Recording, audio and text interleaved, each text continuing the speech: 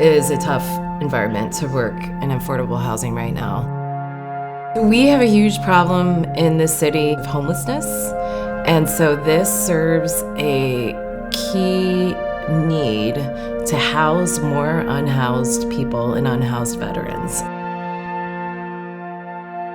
It's what drives you every day to get up and do this, to leave your mark, whether it be a church, a low-income housing apartment building, schools.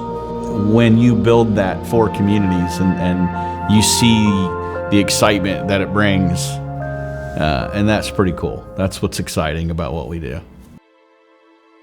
Klekamp Family Veteran Residences is going to be a 49-unit permanent supportive housing building for veterans in our community, and it will serve homeless veterans who need affordable supportive housing.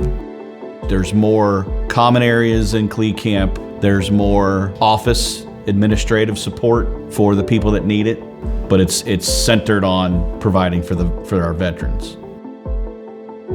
We really work to be a positive contributing force in the neighborhoods that we work in. We want to be a good community partner.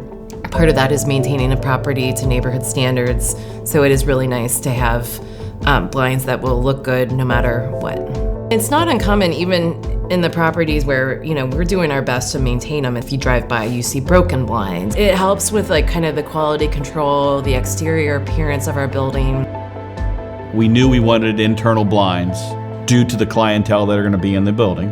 When they got delivered to the job, and I could go over there and use your little slide magnet to operate the windows, both this way and up and down, I'm like, that's genius, that's cool, that's perfect. Down the road, it's going to be one of those things that Klekamp is going to not really notice how convenient it is for them. ODL's blinds was a home run. It was exactly what they needed.